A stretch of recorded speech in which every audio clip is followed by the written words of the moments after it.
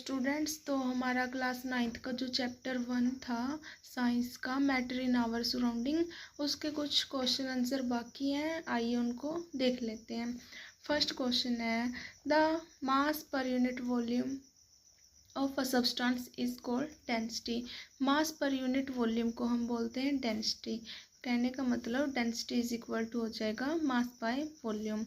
तो क्वेश्चन ये है, arrange the following in order to increasing density. जो नीचे कुछ सब्सटेंस दे रखे हैं उनको इंक्रीजिंग ऑर्डर में लिखना है, किसकी डेंसिटी कम है किसकी ज़्यादा है। इंक्रीजिंग ऑर्डर में सबसे पहले कम डेंसिटी वाले सब्सटेंस, उसके बाद में जिसकी डेंसिटी सबसे ज़्यादा है लास्ट में वो सब्सटेंस आएंगे। तो उसके लिए हमें पता होना चाहिए कि डेंसिटी होती क्या है। डेंसिटी का मतलब होता है हैवीनेस, कितना भारीपन है सब्सटेंस में। जो जितना भारी होगा उसकी डेंसिटी उतनी ही ज़्यादा होगी।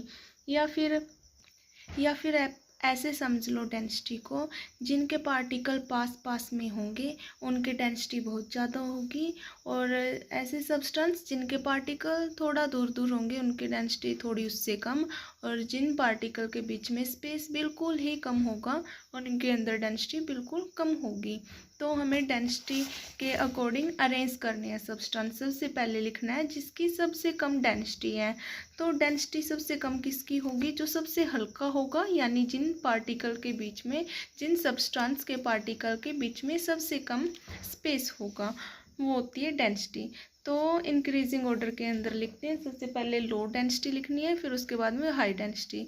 तो ऐसे करके अरेंज करना है। सबसे कम डेंसिटी होती है हवा के अंदर, क्योंकि हवा के पार्टिकल के अंदर स्पेस बिल्कुल कम होता है।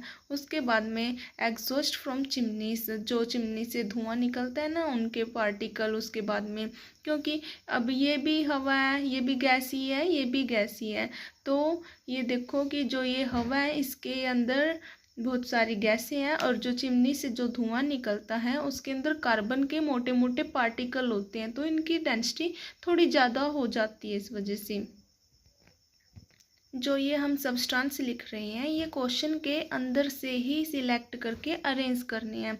सबसे कम है हवा की, उससे थोड़ी ज़्यादा है जो एग्जॉस्ट होता है चिमनी की, उससे। फिर उसके बाद है कॉटन की, जो रुई होती है उसकी डेंसिटी होती है थोड़ी ज़्यादा, और कॉटन से ज़्यादा होती है वाटर की डेंसिटी, वाटर से ज़्यादा होती है हनी, जो शहद होता है उसकी डेंसिटी ज़्यादा होती है।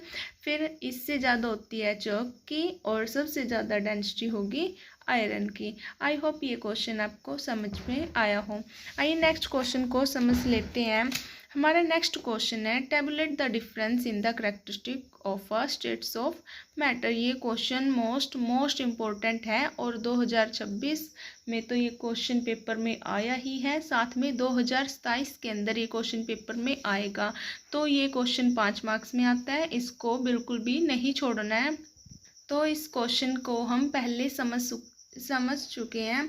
तो इस क्वेश्चन का जो आंसर है एक बार मैं आपको दिखा देती हूँ। हमने पिछली वीडियो में इस क्वेश्चन का आंसर कर चुके हैं, हमने पिछली प्लेलिस्ट में, मैं लिंक डाल दूँगी डिस्क्रिप्शन के अंदर, आप चेक कर लेना इसका आंसर। वैसे दिखा देती हूँ, लिंक भी डाल दूँगी।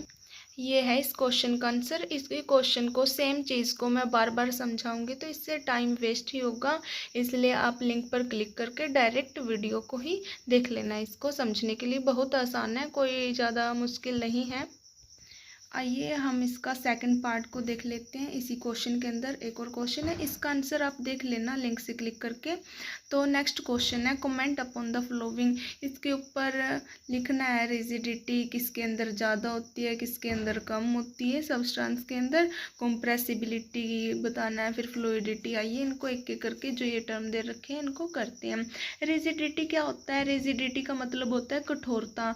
कोई सब्सटेंस कितना ज़्यादा कठोर है, कितना ज़्यादा मजबूत है, उसको हम रिजिडिटी बोलते हैं। तो हमें पता है कि जो सॉलिड होते हैं सबसे ज़्यादा रिजिड होते हैं, सबसे ज़्यादा कठोर होते हैं, और सबसे कम लिक्विड एंड गैस रिजिड नहीं होते हैं। तो हम नेक्स्ट टर्म को देखते हैं। हमारी नेक्स्ट टर्म है कंप्रेसिबिलिटी।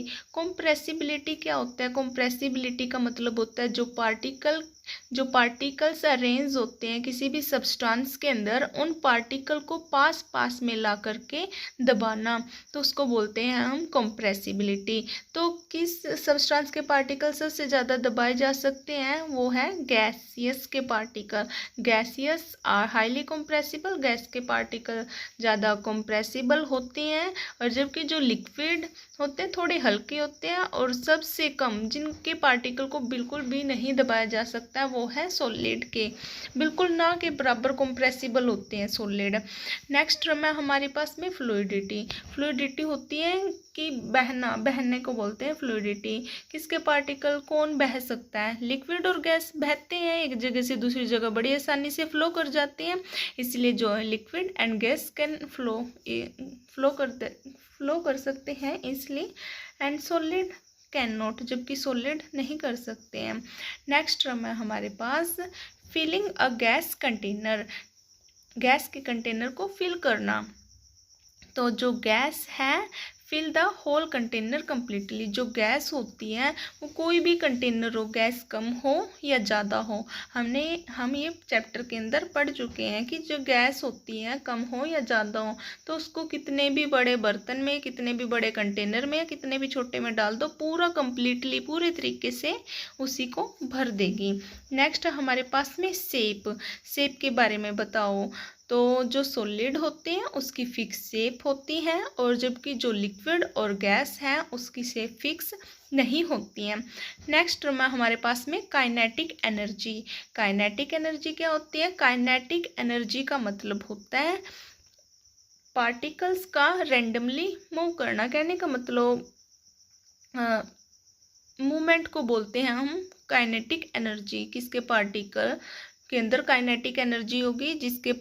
ऐसे सब्सटेंस जिनके पार्टिकल बहुत आसानी से एक जगह से दूसरी जगह मूव कर सकते हैं, तो उसमें काइनेटिक एनर्जी ज़्यादा होगी। जैसे कम किस में होगी? Lowest in solid. सॉलिड के अंदर बिल्कुल कम होगी, क्योंकि सॉलिड के पार्टिकल तो बिल्कुल भी मूव ही नहीं करते हैं, इसलिए काइनेटिक एनर्जी इसकी कम होगी। और हायर किसकी होगी?